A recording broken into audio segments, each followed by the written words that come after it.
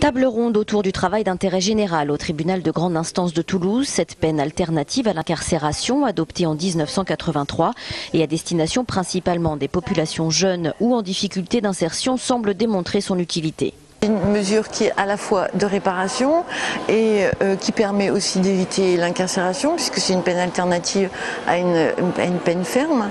C'est aussi une mesure qui permet le retour et le chemin vers le travail, la rigueur du travail, le respect des horaires.